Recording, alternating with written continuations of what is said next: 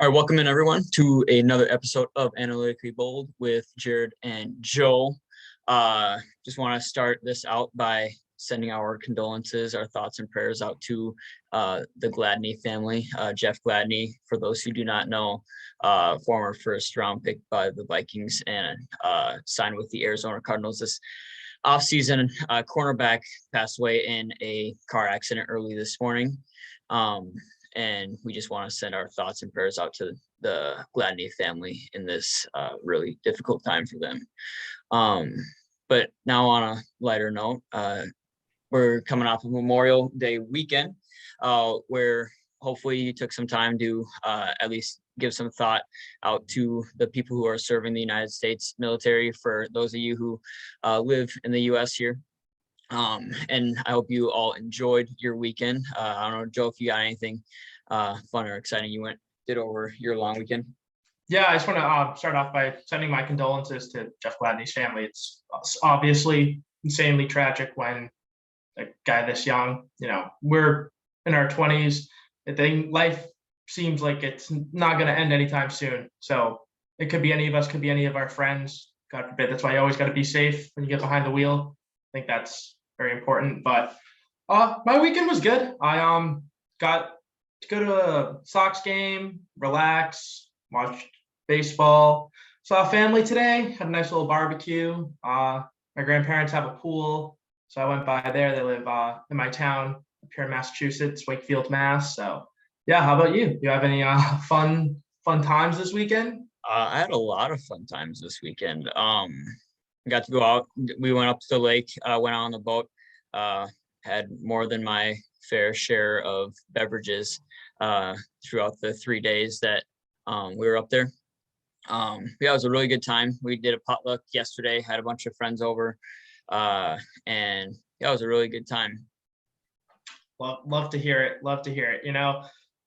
We gotta live our lives while we're young. I need to enjoy my time. I'm not gonna lie, like on Friday night when the Celtics lost, I was pretty upset.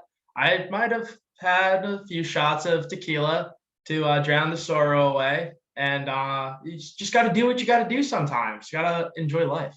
Yeah, it's funny being out with people who are like my parents' age and my parents and everyone.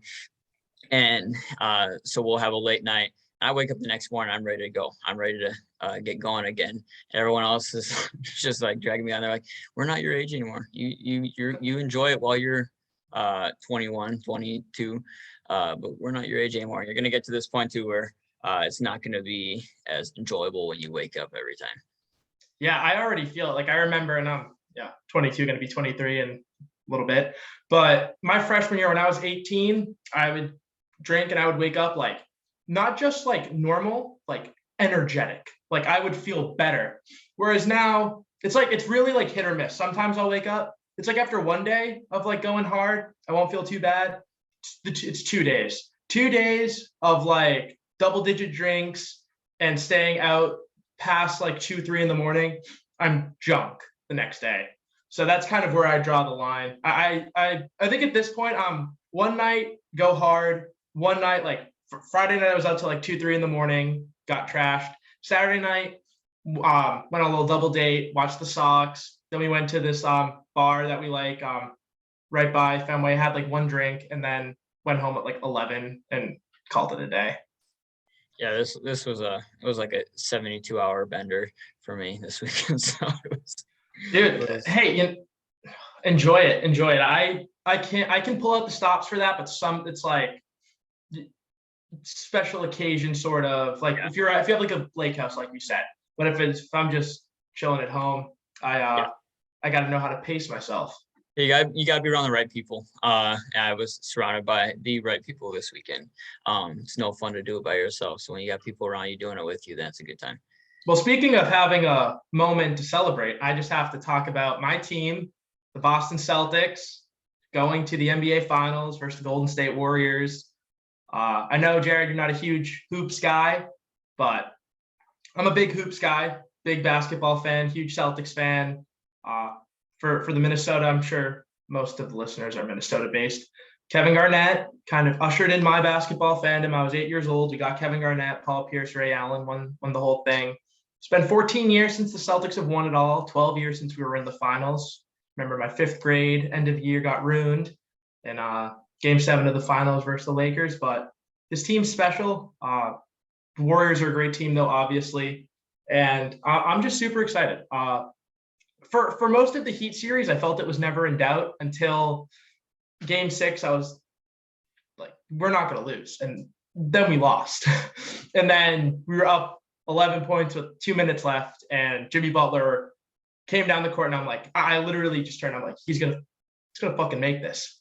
And he didn't. Al Horford got the board. Marcus Smart took the last 5 shots of the game. That should never happen. I don't care if he's wide open. It's like, for you guys, Patrick Beverley taking the last shot when you have Cat and Anthony Edwards and D'Lo out there. But you know what? I see a lot of Celtics fans, because Boston fans are so spoiled, that we complain when we win. Like, we win game 7 on the road to go to the finals for the first time in over a decade. And we're like, we're not going to beat Golden State because we almost blew that. If Jimmy Butler made that shot. Yeah, I have all my friends texting me. That's the first thing they said. We're going to the finals. The first thing my friend said was, like, what? That shouldn't have happened. Like, well, so I think that's, you can say that even because obviously Minnesota teams, they don't really win very many things. Actually, they never win anything. But anyways, you can say that for you see during the Viking season, especially. We'll come out and we'll win a game, and then someone will come on and be like, yeah, well, Kirk Cousins did this, or Dalvin Cook missed this hole, and it seems like it might just be just pessimists in every fan base that are always going to look for the negative stuff. I thought it was funny a couple weeks ago on the last show that we did. You're talking about, oh, it's been 3 years since I've seen a championship with my teams. I'm like, I've never seen one of my teams win a championship. It's been 31 years since any of my teams won a championship, and I'm 21, so I missed that by 10 years. 9 years. But yeah, I always think it's funny, just the differences in the fan bases, especially with that kind of stuff. Like Minnesota fans, we've gone 31 years without a championship, and we'd be in tears with one championship. And you guys are just so used to it at this point. It's like 3 years is a long time for you. Yeah, I was on the phone with my buddy today. He was my freshman year roommate back at BU. He's from Virginia. He transferred to UVA after our freshman year, but we're still really close friends. We talk, at least once a week. And we were talking today, and I was talking about the Celtics, and I was like, yeah, man, you missed 2 parades, because my freshman year was 2017-18. Then the next year, the Red Sox won the fall of 2018. Like, you missed a parade because our campus was right in the middle of Boston. So It's an excuse for everyone to just cut class, day drink, get lit, darty, whatever. And then the Patriots won at the spring semester. So I'm like, you missed a parade each semester sophomore year because you transferred. So I'm like, you snooze, you lose. Like, down there in Virginia, what do you have in the middle of nowhere? Like, no sports teams. No basketball. I think they won the NCAA tournament. Yeah, they won it a couple years ago, I think it was. Yeah, so, well, yeah, you win some, you lose some. But yeah. I was just talking about that. But yeah, Celtics going to be a great series. I saw some report about Steph Curry's ankle. He's going to play. I think that maybe he might miss a game or two, but it's the finals. I think that he's really hungry to show that he was the reason the Warriors had that dynasty, not Kevin Durant.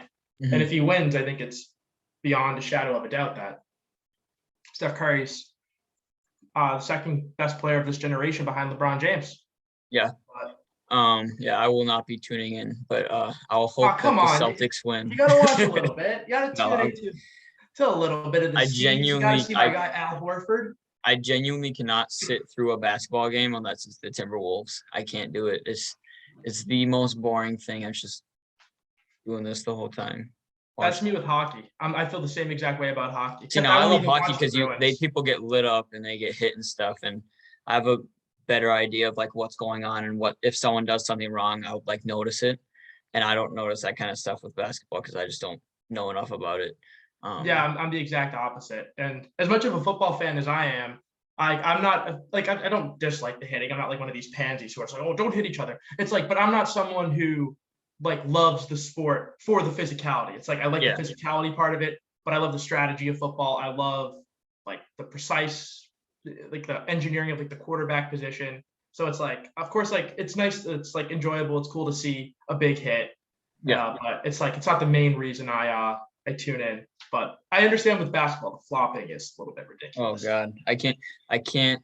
That like genuinely makes me angry when I see people do that in basketball. It's like, and it's basketball and soccer are the only two sports where people do that. I mean, football kind of sometimes, but like hockey, you'll get lit up and they'll get right back up, and there won't be a penalty as long as it's not like hitting the back or something. Um, yeah, that's one thing that really bothers me with basketball. I just can't deal with it because they're grown men out there and they're falling over. Let's LeBron James prime like every single game. It's like dude gets touched, he falls over and he's like almost in tears when he's on the ground. Or what happened? I think it was it the playoffs last year? Or maybe it was just a regular season game. But he fell down and was like holding his back. And then he noticed that no one was around him. And so he stood back up, walked closer to the referees, and laid back on the ground. Like just stuff like that. He's got to do what he's got to do to get his team points. So yeah. Hey, I'd blame the refs. I'd say, listen, don't call it. If you don't call it, they won't do it. Yeah, exactly. And they need to. I feel like there should be a foul now. Like if they go back and review it and see like nothing happened, it should be a technical it should foul. be a technical foul against the person who was pretending to get hurt, because you're delaying the game and you're trying to draw a foul on something that when nothing happened. Yeah. Well, I'll just say I got my Celtics in 7. I'm feeling it. I think that this team is ready. It's hungry. And I need a championship for my guy Al Horford. I need one. Seal that Hall of Fame career. I've got Heat in 4. Heat in 4? I'm just kidding. I don't care. We beat the Heat in 7. You got some Warriors. Oh, my bad. That's how much I'm paying attention. Exactly. Warriors in 4. Then. Well, let's go to something that we both know more about. It's the kind of dead time of football. We're gonna milk this time to do rankings. And do you want to do bottom 5 or do you want to do top 10 first? Because we're gonna do some quarterback rankings. Let's do our bottom 5 first, so we can just get those ones out of the way real quick. The dishonorable mentions. Dishonorable mentions. Do you want to go from the best of the bottom 5 first? Yeah. Okay. And I just want to say for this spot, because we were talking a little bit pre-show, we were making these lists. I don't hate any of these guys to the point where, like, I think that this guy who I have at 28 and is like the top of the bottom 5 is interchangeable with a lot of guys, and I don't think he is putrid. Yeah. And I have Mitch Trubisky, who I think will be the starter for the Pittsburgh Steelers. I don't think he's very good. Would not want him on my team as my quarterback. But if you need a bridge guy, I think that you could do worse. But I think this kind of speaks to the depth and like that middle ground of quarterbacks and like that and like the late teens to 20s. And then some other guys I considered were, again, like I don't dislike any of these guys. Like I'm looking over at my screen over here trying to think, but like Tua, I don't think is bad, like that bad. Daniel Jones, like again, none of these guys come to your mind like, oh, like bottom 5. Yeah. Like they're vaguely average. So yeah. I got Mitch Trubisky. Do you want to go back and forth, or should I just go through my? Let's go back and forth here, I'd say. So yeah, for my best of the bottom 5, I put, and I like Joe here, don't hate this guy, but I put Sam Darnold for that one just because I mean last year I thought he started off really hot with the Panthers, and it was just like a crash and burn. And he's someone that I don't think you can rely on for a full 17 games now, and then into the playoffs and everything. And I think he panicked too much. I remember when he was with the Jets, he was seeing ghosts and stuff like that. Like that's incredibly concerning to hear from your quarterback, that like you're that panicked and uncomfortable to where you're saying something like that. Again, I don't think he sucks, but as far as like a 17 game season goes, I don't think he's someone that you want back there every single game, and he's not going to be able to produce. He won't be able to produce good numbers for 13 out of the 17 games. I think Sam Darnold sucks. And I say that as someone he was my favorite quarterback going into that 2018 draft. So I don't want Sam Darnold to suck, especially like I would love for him to be good leaving the Jets and be like, haha, he sucked with the Jets. Now he goes to any team that's not the Jets and is good. Yeah. But yeah, I have Sam Darnold lower than you do, I guess. At 29, I got Justin Fields. And I know a lot of people like Vikings fans want to put him last.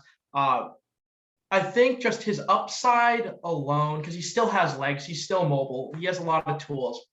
I think that it is within the realm of possibility, probably not on this Bears team because they're so bad at so many spots, but like there is a universe where Justin Fields is a pretty good quarterback. I don't think that he is, like his upside alone prevents him from being bottom 3, but just looking at the list, like compared to all the guys last year, like I'm a big Davis Mills guy, and I'm hoping that you don't have Davis Mills in your bottom 5 because I love Davis the Neck Mills. By your smirk, I think you do, and I'm gonna lay down. So you know what? Like obviously my account is data and stats to pump up Kirk Cousins. Well, Davis Mills is my other guy, and this is gonna be a preemptive Davis Mills rant. Davis Mills. You want me just to say my next guy before you start? Is it Davis Mills? Yeah. Davis the Neck Mills. And here's what I'll say. Is not better than Davis Mills. About him real quick. He's in a bad situation, a really bad situation. With his offensive line's horrible. Houston's had a horrible offensive line forever. And then he doesn't really have. I mean, he's got Brandon Cooks. You know, they don't really have much of a run game going on over there. So I'll give him that. But just based on what I saw last year, is like, I think he could be good, but and I think that the situation really is hurting him a lot. But right now I'd put him at 29. Well, I'll just to go back on my Davis Mills little rant. Passes 20 yards down the field or more. Guess who had the highest passer rating in football? Not Davis Mills, right? Was Davis Mills. Yeah. And guess who was number 2? Kirk Cousins. Yes. Yeah. Yes. And I watched Davis Mills light up my Patriots. And I know like QB wins, like we're obviously not in favor of that. But just to give you an idea of how bad his team is, Deshaun Watson had a 33-7 touchdown interception ratio, threw for nearly 5,000 yards. And with that, Houston team went 4-12. Mm-hmm. So he's a rookie quarterback coming in. He wasn't even supposed to start. They had Tyrod Taylor. And he got thrown in there, and his numbers were decent. And being decent with that garbage around you and coaches getting fired, the whole Deshaun drama, and kind of rallying that team. So I'm upset you have Davis Mills. I hope that after this conversation, you would at least, we're not going to change the list now, but going forward, you can say that Davis Mills is not that bad. And here's my hot take. Davis Mills might be the best quarterback from the 2021 draft class.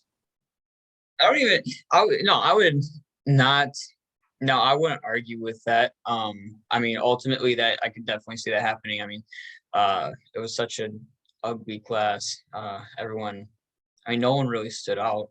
Well, Mac was good. Yeah, Mac Jones, but it's like, I'm not a huge Mac Jones guy. I know you're a Patriots fan, but it's like, he does nothing that excites me. He like kind of like a game manager. But we'll see. I have faith in Mac. I don't know what his ceiling is, but we still have Trevor Lawrence too, who obviously not too hot last year, but again, I mean, we'll see where he goes. He's obviously also in a really bad situation with the Jaguars. It's always a bad situation with the Jaguars, but I could definitely see Davis Mills ending up as the best out of everyone there. Yeah. So Davis the Neck Mills, put some respect on his name. He's going to be the next person up on the Spinosa hype train. My next guy is a guy you had earlier, Sam Darnold. Like I said, I think he stinks. His offensive line actually is not that bad this year. They drafted Ike Ekwonu. They have Moton. They signed Bradley Bozeman. They got some decent guards. Well, that's the thing with Seattle. It's like, or not Seattle. I'm sorry. I was looking at Drew Lock. Foreshadowing. No, he's definitely top. He's going to be in the top 10. Drew Lock. Yeah, not the bottom 5. No. I've totally lost where we're at now. I was just saying Darnold, like their O-line's not bad. Oh, yeah. And with DJ Moore now, I think they're in like a little bit of a battle with him, aren't they, right now? Yeah. A contract thing, which I'm not a huge DJ Moore fan either, to be quite honest with you. But yeah, I mean, he's got the stuff around him, and like Chuba Hubbard when he filled in, and obviously they have Christian McCaffrey there, who, as long as he can stay healthy, he's going to be an easy guy to help run up his numbers there with little dink and dunk passes out of the backfield there. But yeah, I already said my piece on Darnold. I just So who was you got prompted to say a little more. Who do you got at 30 though? Because that was my third. No, yeah, I had Drew Lock. Yeah, I was looking at Drew Lock. I'm like, yes, yeah. No, but one thing I wanted to say about Seattle, since you were talking about the offensive line, is they finally like built an okay offensive line there after Russell Wilson left. After all those years of not, and they relied so much on his legs. And I'm not supposed to be talking about Russell Wilson right now, but Drew Lock, just I feel like I've given him so many chances, and he just lets me down every single time. And so I can't give him any more chances. And until he actually like proves that he's going to be good for like an extended period of time, not just like 1 or 2 games here and there, I can't put him any higher than the bottom 5. Yeah, I got Drew Lock at 31, my second worst. And honestly, there's really not much to say about Drew Lock. Denver's had good, nice supporting cast around him, and he just hasn't done it. It's always had receivers. Yeah. It's kind of, he's here by default. Like, again, would I be shocked? And I don't think he's going to be good, but would I be shocked if he was average or decent, like vaguely average, like a lot of these guys? I would not be like floored if we come out of next year and we consider Drew Lock to be better than Tua or Daniel Jones. Yeah, absolutely. But again, someone needs to occupy this spot, and I don't see Drew Lock. And then if they do start Geno Smith, he would be last. But yeah, Drew Lock is my second worst. But it will be interesting to see because, like you said, with the offensive line, 2 rookie tackles. Charles Cross, supremely talented, but mainly a pass blocking guy, and then Abraham Lucas, another guy. I should look into this. Last time a team has started 2 rookies at their offensive tackle spots. Yeah. I mean, I don't know. That's a good question. The most important spots on the offensive line. It's kind of scary to start 2 rookies there, but they end up being good, then obviously will work out. But so second to last 31, I have Zach Wilson here. Again, a guy who is stuck on a bad team with the Jets. But just watching him, he's hard to watch. And I loved watching him in college and stuff. And like the BYU Coastal Carolina game was one of my favorite games ever to watch in college. But he just doesn't look good. And again, I mean, think about the situation he's in, and the Jets are always a bad situation pretty much. But I think that he definitely, after this year, I hope he proves me wrong, because again, I like Zach Wilson a lot. But I think after this year, he could prove me wrong here. But right now, after last year watching him, I'd put him right there. Yeah, I don't have Zach Wilson in my bottom 5. I think that he showed a lot of flashes. He got hurt, then he came back, and he looked a lot better. Like I don't have the stats on hand, but he had like a very good like passer rating, good touchdown interception ratio. And that team was so bad. Yeah, absolutely.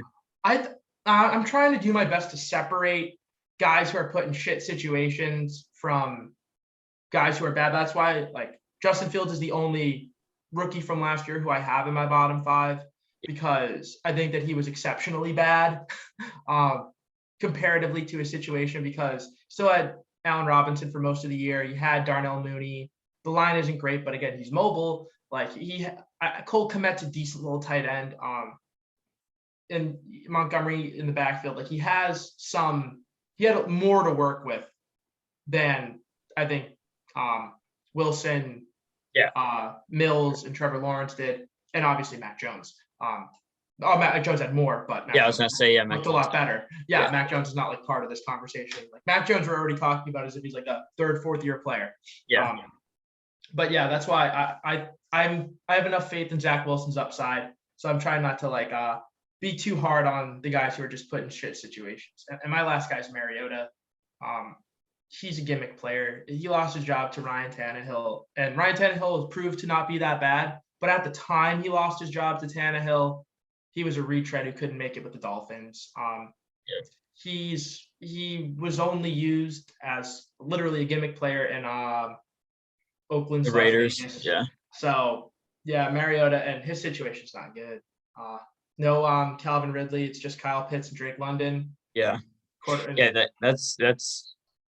It'll be between the Bears and the Falcons probably for the number 1 pick next year. It's gonna be ugly in those two cities. So did you have Fields in your bottom 5? Yeah, I haven't gotten to my last one yet. Oh, you didn't have Mariota in your bottom 5. No, I was teetering on him and Darnold there, but wow. So he would have been the guy up. But yeah, so Justin Fields is my last one. I think Bears fans have maybe hate Justin Fields more than I probably should. Just because they act like he's the second coming of Jesus Christ. Even after watching him last year, they always talk about how he's going to be so good and everything. And I understand it because it's their quarterback. It's the quarterback for the team, so they should be optimistic and everything. But he was just so bad. I was watching some clips of him today, and just some of the interceptions he threw was like the most boneheaded throws that a guy could make. Just a really bad quarterback last year. I don't know what else to say other than he really. His upside, like, I mean, the fact that he's still only 22 years old. Like, yeah, and he's so mobile and everything. Team.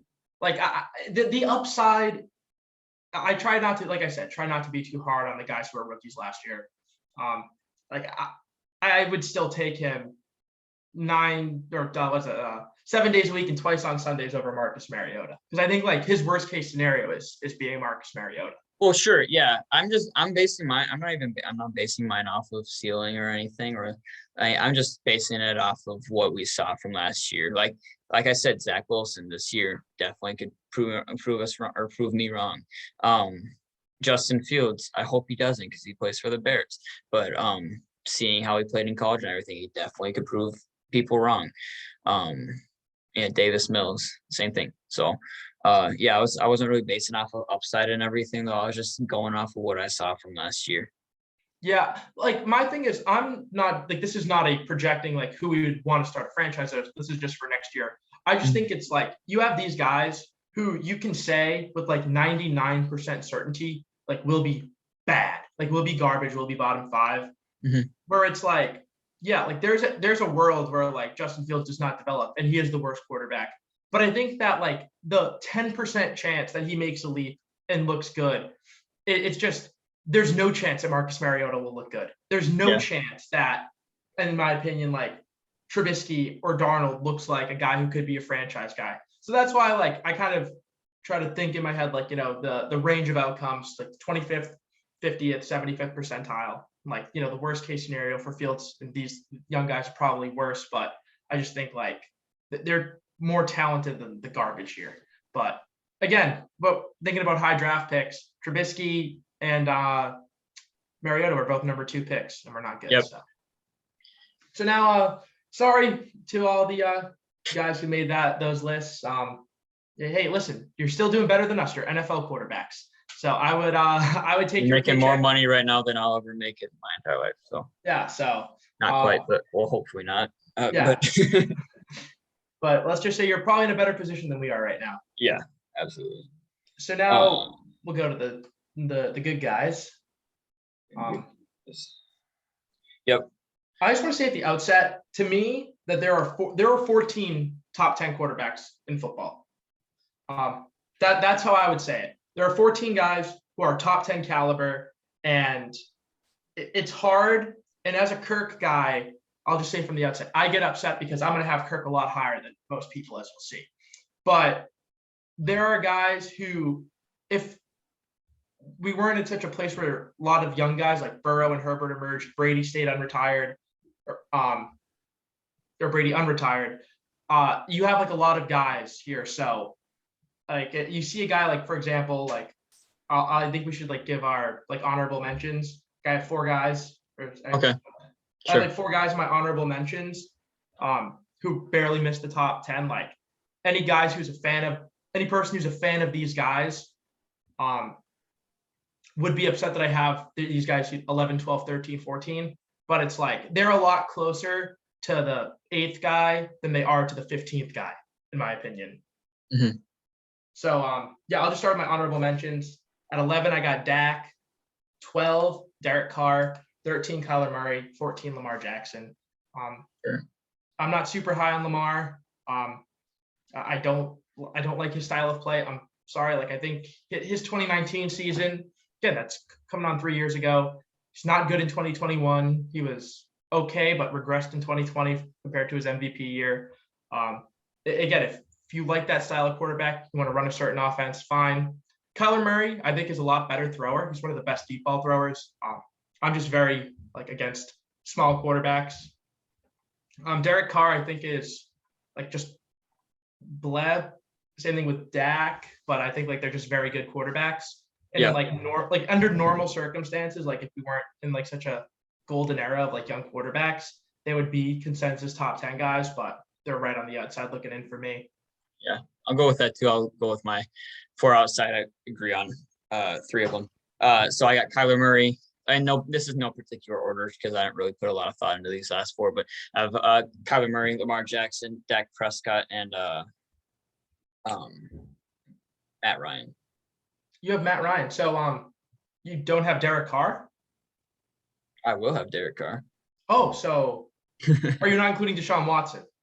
I'm ignoring Deshaun Watson right now, just because we haven't seen him in a while, and who knows how much he's going to even play. So I just kind of brushed him off for this list.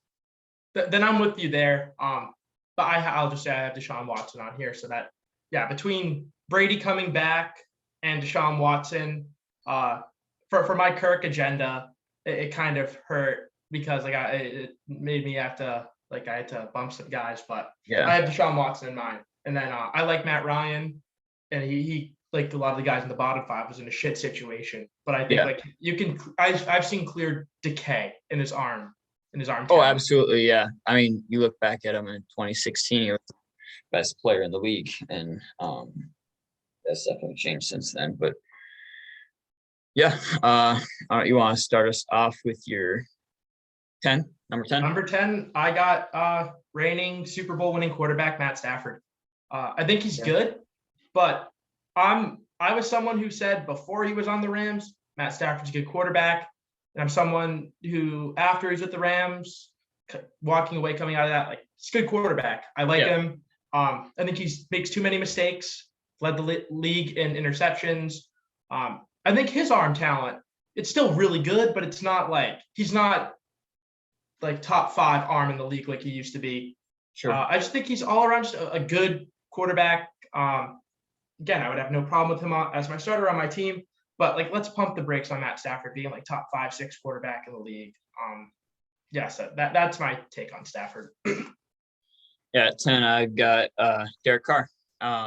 Again, someone who definitely was teetering on the edge with a few guys there to get into the top 10. But he comes into a Raiders franchise who has been so bad since 2002 up until he got there, even some seasons that he was there. And he came in and he's been able to put up good numbers and everything, and they've been able to really build a team around him. So yeah, that's my quick take on him. Yeah, I like Derek Carr. Like I had him right on the outside, but again, a lot of these guys are interchangeable. Yep. At 9, I have Watson, and honestly, if we were coming into last year and didn't have all these issues, he'd probably be top 5. Oh yeah, absolutely. His 2020 season was unbelievable, and he's just supremely talented. I'm not super worried. Like he might have a little bit of rust, but I'm not super worried because it's not like he's coming off injury. It's something that could really like derail his physical tools. It was just off-field stuff. I think the only trepidation is like, could he miss half the year? How much is he going to play? how much is he going to play? What's the rust like? So I think I still think that 12, if he only gets suspended 4 games, I think that 12 games of Deshaun Watson is still top 10 value, especially as you get. Was it only 4 games? I don't know. I'm just saying I thought it was 6 that they were talking about. Yeah, I don't know. I'm just throwing the Sure. range. If it's 4 games, then top 10. If it's 6 to 8, then I would bump him. But I think I've even heard that he might not get suspended this year. They're gonna wait for more stuff to come out, whatever, which will be interesting with this contract. But he's too talented to not have on this list. So I put him here at 9 because I think that he's really, really good. Yeah. I got Stafford at 9. Like you said, he's good. He's always been good. He's never hurt. And when he gets hurt, he plays through it. So he's always a reliable guy that you can have at quarterback. And yeah, I mean, I think you covered a lot of it there with him. Yeah, at 8, I got Russell Wilson. And I've always been a huge Russ guy, but I think that we've seen the past few years a little bit decline. His legs aren't once what they were, and he doesn't need his legs to be very good. But I think his legs is kind of, considering his size too, it kind of elevated him to that top 5 range. Yeah, he's still an excellent quarterback, but the past couple of years he was not very good. So, not when I say not very good, not elite. He's still not very good. Used to be, for very sure. good by Russell Wilson's Hall of Fame amazing standard. I saw 8th best can't talk 8th best quarterback in football. He's really awesome. Love Russ. Yep. But yeah, I can't have him ahead of these next 7 guys. Yeah. I also have Russell Wilson at 8. I think with Seattle, and I mentioned this a little bit earlier, but they relied so much on his legs and they never gave him anyone to protect him. I think he only really, from what I can remember, had one worthwhile offensive lineman who was a Pro Bowl, all pro level guy, Dwayne Brown. And he obviously he's not as mobile as he used to be and everything. I think it'll be fun to see him in Denver. Hopefully they'll end up protecting him better, which they should be protecting him better than he has had based on who they have on the line right now. And I think it'll be kind of cool to see him as more of a pocket passer and less of I'm only going to use my legs if I really need to, and not I'm going to use my legs every single play because no one's blocking for me kind of guy. Yeah, exactly. But again, he's still really good. And yeah. I think he could have a lot of years left. At 7, Joe Burrow. For me, I like Burrow. I think that similarly to Stafford, but probably even more than Stafford, he is getting hyped up to a level that I think is a little premature, because he really had a great final few weeks of the regular season, a good but not otherworldly playoff run. Again, he was super highly graded by PFF. I like PFF a lot. I think he's a really good quarterback, but he still threw 14 interceptions. He did not play exceptionally well, throughout that playoff run, where to the point where it's he took this team to the Super Bowl. Well, his defense pretty much shut out Patrick Mahomes for more than a half. Yeah. So I think there's a lot of that there. Again, if I have a guy who's the 7th best quarterback in the league right now, you're pretty damn good. But I think that a lot of people are crowning Joe Burrow a little prematurely because, again, they look at the final, did this team win? But yeah, so I got Burrow there. Yeah. I also have Joe Burrow there. I swear to say, we did not talk about this. No, we actually said before the show, we're not going to say anything to each other about who we have where, and we're just going to kind of jump into it and surprise each other. So we're not basing things off of each other or anything. So no, this is totally out of our own minds. No, I have Joe Burrow there. And I was back and forth with him and the guy I have next on where I'd put them, and I actually switched them back and forth a couple of times while I was doing it.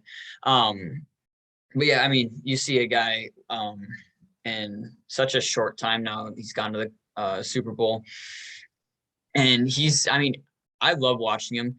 and he's so electric in his energy and stuff on the field and everything. It makes people excited. It makes his people want to play with him. And yeah, I think he's a solid quarterback. But again, I mean, there's so many. The next 6 are so good that it's like it's hard to put him ahead of them. But he's definitely up there with those guys. Yeah, at 6, like more than anything in the world, I want to put Kirk Cousins as a top 5 quarterback. However, I have him at 6. So I think that these next 5 guys are just like all-time level. Between, I mean, yes, Brady's going to be in my top 5. Between like Tom Brady, the big 3, and the guy I have at 4, who I guess you could assume, or this guy's going to be in my top 5. But yeah, I got Kirk at 6 because, again, like a lot of it is like pick your flavor. What do you want? And I want a technician. I want a pocket passing guy, and that's what Kirk is. I don't know.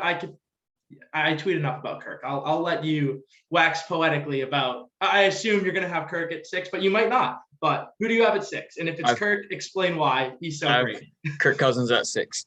And I used to tweet a lot more about Kirk. I've kind of stopped. I don't do it as much anymore. I'll probably start doing it more during the regular season and everything once I start seeing people talk crap about him more. But yeah, I mean, one of the most accurate passers in the league right now, and he's got a great arm on him. Obviously, the mobility is the main thing with him. I mean, but the Vikings have never given him a solid offensive line, which is a huge issue. But yeah, obviously, I'm a huge Kirk Cousins fan. I really like Kirk Cousins. So yeah, that's who I got at 6. And the steps, like, and you could say, like, you know, we're Kirk Bobos and like we're fanboys, whatever. But honestly, look at what Kirk's done since the bye week in 2020, and that's a large sample size. That's like a year and a half more. It's like 26 weeks of football. Tell me who's been better, who's been objectively better. Probably like what? Rodgers, Mahomes, Allen, maybe Brady. Like, it's like, but that's it. Like, he has been at a top 5 level. And a lot of these guys, people would say, oh my God, like, how can you have Kirk below or above Matt Stafford, like, or Russell Wilson? Like, look at what they've done on the field. Like, I think the problem is that there's so many narratives out on him and everything. And people hate him so much, and it's like kind of like weird how much people don't like him, just because he's, I don't know, he's not your typical football player. He's not the guy who, I don't know, he's just different from everyone else. You know what I mean? And he's different because he's like a normal, regular guy. Yeah, he's like a normal person. Like, he's like, yeah, there's nothing special to him, like, as a human being. Like, he's just like your average. I think Kirk's special as a human being. I just want to say that.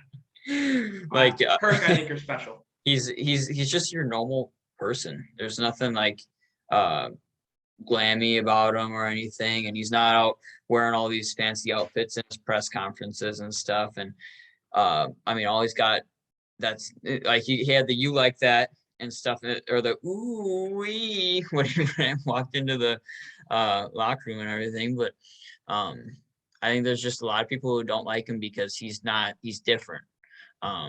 And then people listen to these narratives that are put out all the time, and they want to, because the Vikings have been unsuccessful with him, or well, they haven't won a Super Bowl with him, I should say. And people are upset that they made him one of the highest paid players, and they haven't won a Super Bowl with him, while ignoring every single other aspect of the team and saying that was all his fault. Yeah, because that's the easy thing to do, is to blame the most important player on the team, is to just say it's their fault that the team's unsuccessful, and it has nothing to do with having one of the worst defenses in the league for the last couple of years. It's got nothing to do with Dalvin Cook never being able to stay on the field. It's got nothing to do with having one of the worst offensive lines ever since he got here. So I think there's a lot of narratives out on him, and a lot of people just really enjoy hating him. And I think another thing too, Madden ratings came out, and I really pisses me off. I don't even pay attention. Have him like 17th, like 80 something, like 80 overall, he's an 80 behind Jalen Hurts or whatever. It's like, for a lot of people, and like for me, it's like kind of sad, because like I grew up playing Madden, and like that's how I got exposed to like players on other teams, because like I watched the Patriots, but when I was like 10, 11 years old, like I did not have like the best idea of like who all the different players were. And you would just think like, oh, this is like the most average person ever at quarterback. But I'll just go to my number 5 guy because I don't want to just make this all about. We'll sit here all night and talk about this. At 5, I got the GOAT. I got Brady. There's not much to say. I'm not. It's like saying that banking on regression, but I have him top 5. It's just like I think that these next 4 guys are just like, like no matter what point of Brady, like these 4 guys, like talent wise, are better and they're ascending. Well, one of them is not ascending, but 3 of them are ascending. The other one is just like at a really good, a great level. So yeah, Brady's gonna be a top 5 guy. Great quarterback. He's 45. He's a top 5 quarterback. Not much more to say. I also have Tom Brady at 5. And at this, I mean, once we've gotten past like, up to Burrow and Cousins and stuff, it's hard to, like start picking out. It's hard to justify putting them lower. It's just that there's guys ahead of them that are better. It doesn't mean that they're worse at things. It's just that the guys ahead of them are just better. And so, yeah, I mean, Brady, obviously still really, really good. A Super Bowl candidate every single year, MVP candidate every single year. You can't say anything bad about him. I guess he's not mobile, but other than that, that's the one thing going against him right now. He's still an amazing passer. And he always has a solid enough offensive line to where he doesn't have to, struggle behind them. So yeah, for me at 4, I got Herbert. I think that Herbert is next up. He reminds me so much of Josh Allen. The zip he has on the ball, the arm strength. That Chargers team, I mean, people just look at Keenan Allen and Mike Williams similar to how Vikings, like people look at the Vikings with Jefferson and then Austin Eckler in the backfield. Like people look at Jefferson, Thielen, and Cook, and they think, oh, he's got a good team. Like that Chargers offensive line was terrible. Storm Norton was like the worst tackle in football. And what he did, almost taking that team to the playoffs as a second-year player. Should have taken the team to the playoffs. Brandon Staley called that timeout. Should have never done it. Yeah, it's but I think this team, like, I was thinking about this. If I were like, because I see like a lot of fans. Shout out Tim from Australia. We love Tim. Like, if I were a guy from like a neutral like place, like not from America, didn't have like a home team, like if I were just like put in this like world now, and I had to like pick a team to like root for, like all things considered, like it would be the Chargers. Like Justin Herbert's exciting. I think they have the sweetest uniforms. That's how I got into thinking about this. Like I saw a space, like which teams have the best uniforms. Love the Chargers uniforms. But yeah, I think they're going to be awesome. Justin Herbert's awesome. 4, because the next 3 guys are just like, they're the big 3 right now, but Herbert's fucking amazing. Yep. Got Justin Herbert at 4. It kind of sucks because it's not varying very much. I think we're gonna vary. I think we're gonna vary though in the next 3. I really do. Yeah. I think because I think I know who you have 3. And I know who you have 1. So yeah, it'll be different. But yeah, so Justin Herbert, same thing. Just a really good young quarterback right now. He can move, he can throw the ball. And like you said, with the offensive line and stuff and what he had to work with, his receivers were all right. Keenan Allen is always good. Mike Williams has been getting better and better every year, but his offensive line was so terrible last year. They should have been a playoff team had Brandon Staley not called that timeout at the end of that game against the Raiders. They would have tied and they would have made it to the playoffs. But he's a really freaking good quarterback, and it just so happens that there are 3 guys who are like, 2 of them are really young, but I would say right now future Hall of Famers just based on how they look right now. Yeah. At 3, I got Josh Allen, and again, these next 3, whatever order you want to put them, are we really going to be like, you don't know what you're talking about? Yeah. Like, it's like, the thing is, because I've been digging into like a lot of metrics, and like I have my own metric, and I've been playing around with R, just like dabbling, whatever. Josh Allen, unlike the guys I have 1 and 2, had some stinkers, like Carson Wentz level stinkers. Like he put up 6 points against the Jags. Against the Patriots, I know it was like terrible wins, but like they scored like 10 points. Like you go through there and Josh Allen will lay an egg, and the next two guys, like I don't think will ever like lay an egg. I know like Aaron Rodgers, who we'll get to, like had that one terrible performance week 1 against the Saints, but other than that, like Rodgers doesn't lay an egg, Mahomes doesn't lay an egg. And I still think that like arm talent wise, like he might be able to throw the ball a little bit further than those guys, but like, and I think he's stronger as like a more durable runner than those two guys. But I think his accuracy it's improved a lot, obviously. And again, like we are nitpicking, like, you know, it's like being ridiculous. You have to be nitpicky when you get up this high because you can't just only talk about you got to think of something. Yeah. Again, I have him as the third best, 1 or 2, whatever. I don't care. Like he's amazing. But yeah, just like the consistency that from the next two guys, it's like the only reason why I don't have him 1 or 2. But again, like so I think our 1 and 2 are probably flip flopped. But I also have Josh Allen at 3.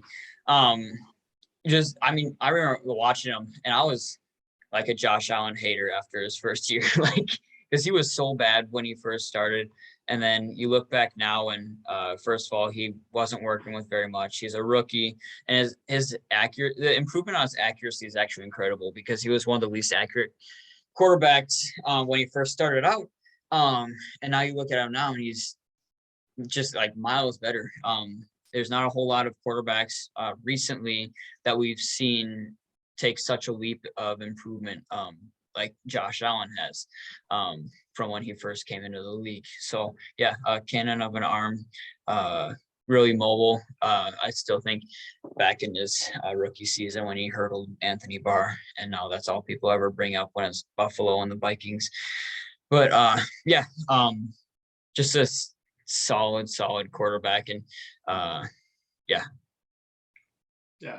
at 2. Again, these guys, it's like so close. I think they're so similar, like aesthetically, the way they play the game, just the way the ball like just flicks out of their hands. It's unlike anyone else. But I got Mahomes at 2, because if you really look at Aaron Rodgers' numbers, the past 2 seasons, like they are on a different plane. And I know he's had Devontae Adams, but I don't think he's had as deep of a receiving core as Mahomes between like. Travis Kelce is top. I don't think anyone's had as deep of a receiving core as Patrick Mahomes has. And his offensive line last year, because Bakhtiari was hurt, Billy Turner got hurt, like he had injuries all along the line. He had some stuff to deal with it. And we'll see this year. If he's able to work with this receiving group, and if we do receiver, I think we'll do receiver group rankings. I think that's better than just doing individual receiver rankings. But, if he makes it work with this receiving group and he puts up similar numbers, like I don't know what else you could say, but again, you can do nothing but tip your cap to both these guys. So like, yeah, I have Rodgers at 1.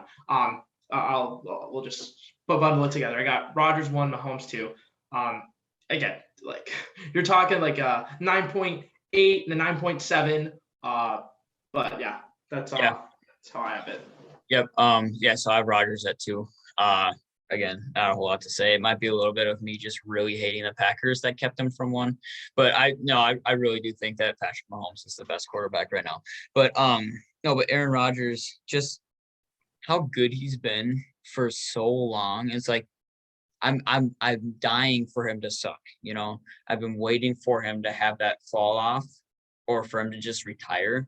And it doesn't happen.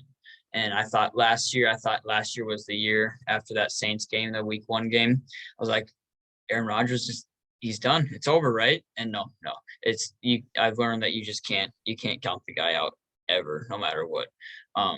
You got to be like Brady. Like he's gonna play and he will never suck. And like it might be like just a point where he's like 43, 44, and he's just like wants to just go and have his own like organic farm and just like leave. Well, yeah, and I'm looking forward to like you said this year, seeing how he does with the receivers that he has now. You know, you had Devontae Adams, one of the best receivers in the league, and now he's got his wide receiver ones. Well, they drafted the rookie, but like outside of the rookies, probably Lazard, Cobb. And it's like it looks ugly for that receiving group right now, unless their rookie can come in and like be a solid wide receiver 1. So and I don't see that happening. No, because he's coming out of Christian Watson. Like he's not a guy. like he's a guy who is a project. Like he has all the physical tools, but small, like mid-major school, like FBS school. So yeah, or FCS school. FCS, yep. Yeah, and I mean, it's always tough with the FCS players because they're going against lesser competition. And so it's like, okay, well, he was really good against these teams, but now you're skipping FBS and you're going right to the NFL. So you're skipping a level of competition and jumping up to the next one. We saw Carson Wentz was able to do well for a while there, and they fell off. But Carson Wentz was really good for a while there. And then we haven't gotten to see a whole lot of Trey Lance yet, but it's always questionable with the FCS players. We're not talking about wide receivers here.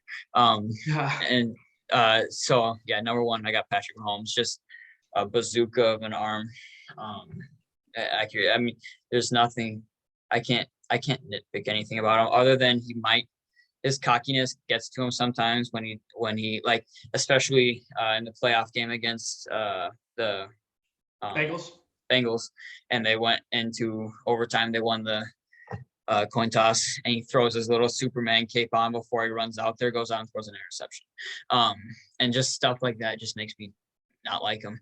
But no, he's just a really good quarterback. And there's not a whole lot bad to say about him. Yeah, I think that all these guys in the top three are amazing. And then Mahomes and Rodgers, it's like flip a coin. Any other thoughts? No, I mean, I think we covered it pretty well. Yeah, like you said, I mean, and we threw out those, like the 14 top ones that we have. And I left Deshaun Watson out, but he's definitely, if he plays and comes back to the level that he had played at, or even close to it, he's definitely top 10 quarterback. And then just in between that, it's just the drop off is huge, and it's hard to. I'd have a hard time ranking past 14. Yeah, like I wouldn't know. I don't know if I know where to put everyone, just because there's no one stands out. No one's really worthwhile in that group. Probably go like Mac Jones, Ryan Tannehill, guys who I think just like define like average to slightly above average. Yeah, stick Jimmy G in there probably just because. Yeah, there's just like a lot of guys. Yeah, absolutely. Carson Wentz, even like he's not terrible. Yeah, he's not terrible. He's just inconsistent. When he's bad, but like he's actually like in totality, he's a pretty good quarterback. But yeah, sure. I think that pretty much covers it for us. So I want to thank you for tuning in this week and checking out the podcast. You can find us on Twitter. The podcast account is at Analytical Bold. Not analytically, it's Analytical Bold on Twitter. And then you can find me at Jared Bars NFL. It's JaredBars NFL, and Joe at Real Joe Spinosa, RealJoeSpinosa. That'll make next time if we do story time. That's a good story. Okay. Spinosa. I screamed that one time. I'll tell you a little teaser for the story. There you go. Look forward to that next time. We'll have one out within the next week or two. Talking more sports and stuff. We'll probably touch on the Celtics a little bit more next time. And thank you all for tuning in, and goodbye.